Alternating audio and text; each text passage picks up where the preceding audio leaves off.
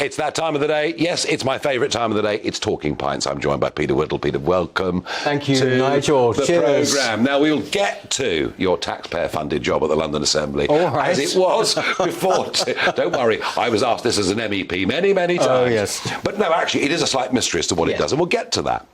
But in terms of where you start off in all of this journey, you're basically a long-time journalist working on TV programmes. Exactly. Well, I mean, I used to work in mostly in arts documentaries. Do you remember the South Bank show with Melvyn Bragg and all of that? Yes.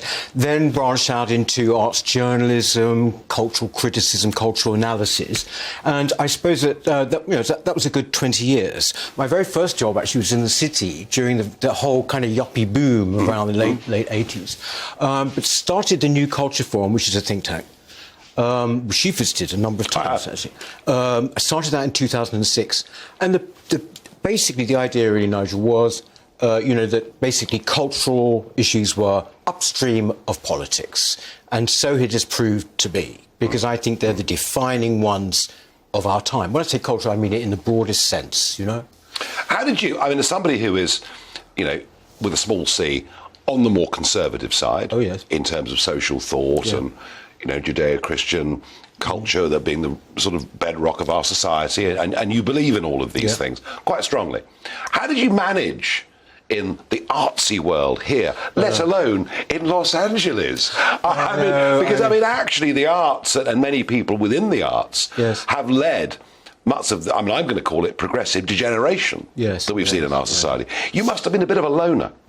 Yes, I was actually. And I mean, it's one of the reasons. I remember back when we started the NCF, New Culture Forum, I remember at the time, you got a sense that the kind of boundaries of what was acceptable to do programmes about, to talk about, to write about, was sort of narrowing. That was then. I mean, of course, looking at it now, when we're living in incredibly prescribed time, it was actually quite mild. But yes, of course, the arts, for want of a better expression, take the whole cultural establishment, if you like, are monolithic in their views. I mean, do you remember at the time of Brexit, the Times had this letter from 93 luminaries, actors, actresses, directors, all the rest of it, all saying that this was a terrible idea that we wanted to leave the EU. And I remember one thing they said, actually, was that we would see an impoverishment of our creative imagination if we left. And you sort of think, hello, like Shakespeare, Dickens, long before this thing was thought of. Yeah, they act as one, and they're deeply intolerant of other views. Exactly, and that is actually it's something really bugs me, is that the cultural establishment, which has enormous power, I mean, in Britain, and the Arts Council, of course. What they do, they sort of see themselves as being the beacons of free speech. They see themselves as being provocative and edgy. They are the very opposite of that. Yeah. They are now the visual display unit for the political class.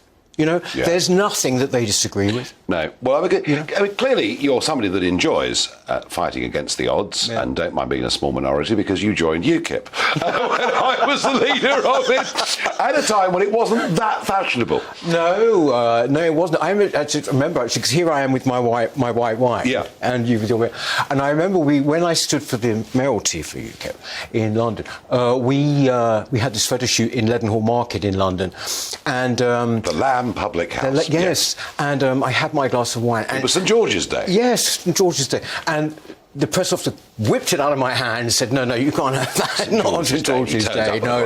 White. But, really. Yes, it was. But you got elected, Peter, there were two UKIPers got elected to the London Assembly, and we've been through wave after wave of devolution in this country, with a Scottish Parliament, a Welsh Assembly that's now a Parliament, the restructuring in Northern Ireland, though it's never open, of Stormont, but a London Assembly. And now, in the budget last week, we're talking about mayors for Suffolk and goodness knows what else. I am being serious when I say, I'll bet you very few people watching or listening now have any idea what the London Assembly does, even if they live and vote in London. So there you were, on a taxpayer's salary of 45, 50 grand a year, I think it was. It was 55, I think. Yeah. Working about 2 days a week max. Oh, no, we didn't. Not as much as that. Yeah, no. Seriously, because we were UKIP and we were a small, there's only two of us, and, we were a novelty for them. And so, therefore, actually, we worked pretty hard. The thing I'll say about the Assembly is that essentially, if you are a small party, it is the most fantastic platform, which is one of the reasons why we went for it, actually. Yeah. And that worked. No, I get it from a UKIP perspective. Yeah. We were a challenger party, a bit like me becoming an MEP back in the late 90s. Yeah. I get all that. But what does the London Assembly, because it costs a lot of money, what does it actually do? Yeah, no, look, I mean, I think throughout my whole time, the amount of times I had to explain to just people in London what it actually was, as you say, it was all the time. But what is it? No one knew. Tell me. It's a scrutinising body. Oh, dear. It's a scrutinising body. Dear. What a waste of space. Listen, what it does, it scrutinises the mayor, or it's meant to. So, for example, you will see occasionally on the news, although it seems to me less and less actually, you will see us all sitting around there with the mayor. And when Boris used to do it, it was like a West End play. You would get a whole snaking line all around of it. Less so with Sadiq Khan. If it hadn't been for the school kids' parties, and I think it was kind of used to be quite empty. But you give him questions, you scrutinise him. And where I found it was purely personally, interesting and useful, was you also get to scrutinise, for example, the Chief Commissioner of the Met. So in my case, that was Bernard Hogan-Howe and then Cressida Dick, actually, for most of the time. Yeah. And so I was on the Police and Crime Committee. So it's a glorified talking shop in a very expensive new building. Do you know, I tell you, we've just been seeing actually on the news with these select committees in Parliament, it is like a very luxurious select committee. That's how I'd put it. Sounds like a very good job. Well, no, I mean, frankly, I would say it's an endlessly frustrating one because there's no power. Okay. You're scrutinising. There's no power. No power. There's the occasional power. I mean, what happened quite recently, and I was really thinking, what's the point of this body? But then quite recently, the Police and Crime Committee actually managed to get the mayor, they summoned the mayor to talk about his behaviour during the Cressida Dick thing, where, that seemed to be ultra-vires. And I thought, they're actually finally sort of doing something. All right. How did you get on with, as a UKIPper, as a cultural conservative, as somebody who believes in British history and tradition and not smashing it to pieces, how did you get on with Sadiq Khan? Well, the most watched thing I've ever had on YouTube, it was my... what was his name of the guy that you called a damp rag? Herman Van Rompuy, or Rumpy Pumpy as he became known. Rumpy Pumpy. Well, my sort of version of that was when I went for him over the statues and basically said, no one's going to be putting up a statue to you, that's for sure. And that one exploded. I like it. Yeah, it was very good. But was he all right? On a personal level, what can I say? On a personal level, fine. On a personal level. Not that there was very much of that. But I think the reason for that is that Sadiq Khan, but also the people generally, it's like the mothership of political correctness there, like the BBC. They thought we would be knuckle-dragging, bloodthirsty troglodytes. No, exactly, my dear. And so basically they were kind of quite surprised that we were very articulate and actually took it seriously. Yeah. Peter, you're still running New Culture Forum. You're a great campaigner. You've written many books over the years. What's the latest one? This one is actually by the think tank, and it's a collection of essays called Fighting Back.